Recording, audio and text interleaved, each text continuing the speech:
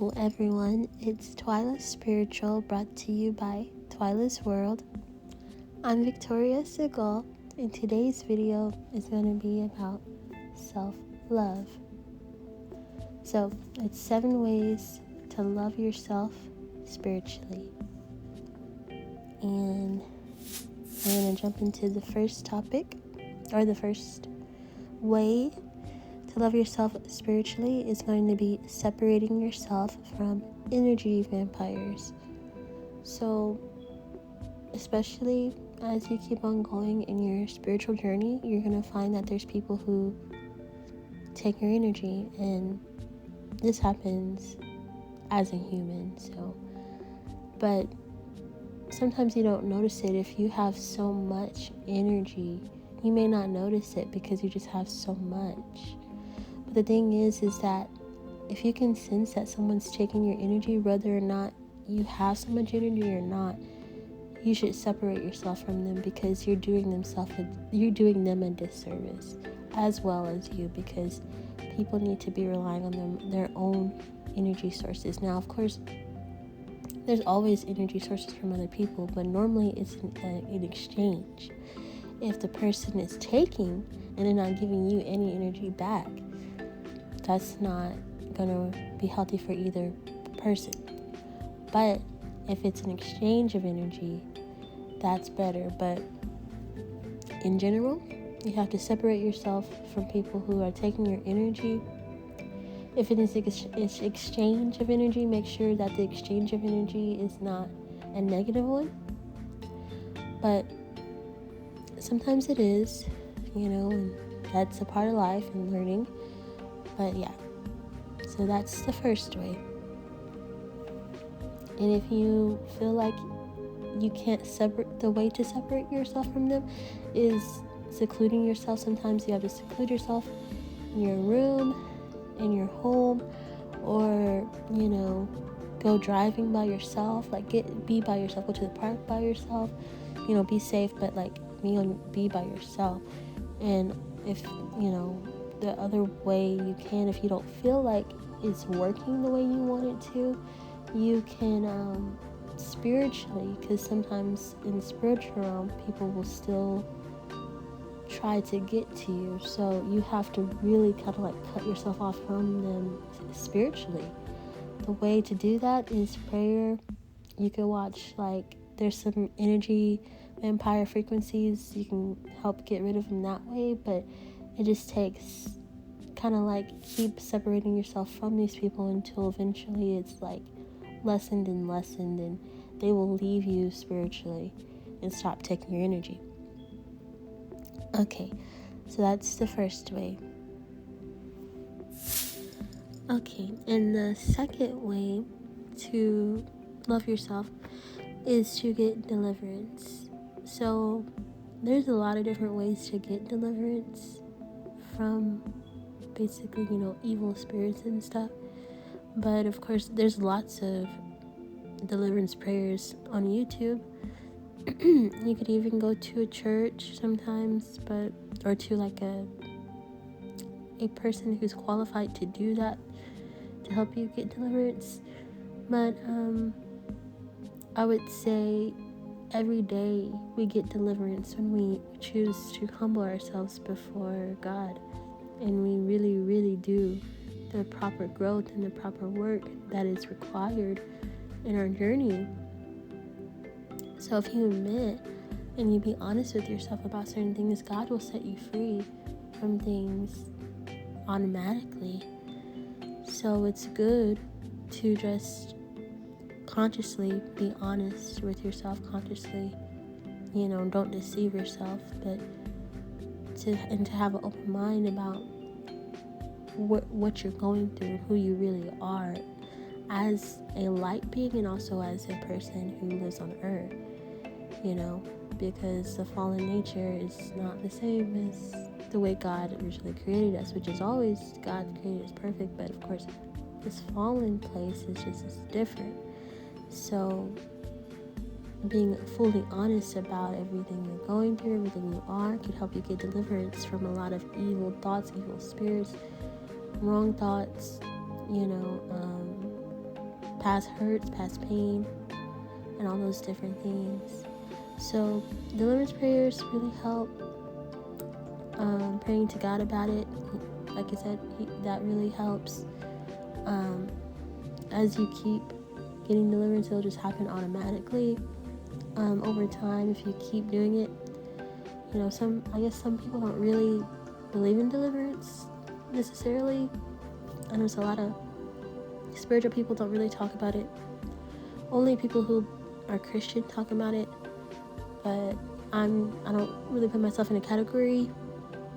The truth is that get deliverance like Jesus cast out, I don't use Jesus because that's not really his name. His name is Yahushua. He cast out demons, so why shouldn't we be casting out or getting deliverance whenever we need it? Why shouldn't we? So that's that. That's the second way to love yourself. Okay, and the third way to love yourself is by doing a clearing. So there's many ways to do a clearing, but a clearing basically is where you focus more so on the energy centers, because you see, like, deliverance is really like evil spirits, like the darkness, and really like letting that go, right?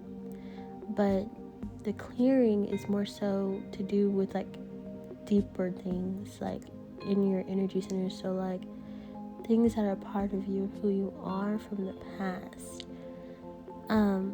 It's kind of the way to explain it, and it kind of more so ties in with your emotions. But in general, you have to ask yourself, the way that I do a clearing is I ask myself certain questions. Sometimes I will ask myself questions that have nothing related to do with the energy centers, but my basic clearing that I will do on myself is with the energy centers, like I will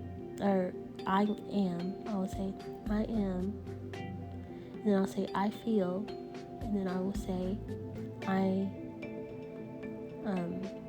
I find, and then I will say I love, and then I will say I express, and then I will say I recognize, and then I will say I am again. So you answer those questions, like I am, and if you're really in tune with your soul, it'll speak back. So you'll say I am, and then it'll say blah blah blah. You'll be like, what? It'll be shocking, because you'll be like, I didn't know my soul was feeling this way. But yeah, so that's the way to get clearing. Like I said, it's different than deliverance. Deliverance is more to do with like actual entities, evil entities, and different stuff like that. Like, it's just different. Maybe I can go into detail more on a different video. But yeah, so, and that's how you do a clearing. I normally do the clearings with frequencies as well. Some people do light therapy and different stuff, but yeah, I do like the frequencies that go to that energy center, and it clears out any like past things that I was holding on to, and like emotions of feelings of who I am in my soul. So that is the third way to love yourself. And trust me, you will feel so much better when you start implementing all these things. You don't have any pain. Like, like a lot of people go through a lot of pain and fear, all this stuff. That gets eliminated when you start loving yourself these ways. Okay. And the fourth way to love yourself is going to be to heal yourself. So there's different ways also to heal yourself. I think, what I do is I lay hands, or I'll ask someone who believes in healing to lay hands, because everyone actually has this ability and doesn't know. But especially if you ask and you call on to Yeshua, he will help you facilitate that power through your hands, and it'll be like light coming out of you. And you can say a prayer, with Yeshua's name in it, and then, in Yeshua's name, and you put your hand over the area, it will heal.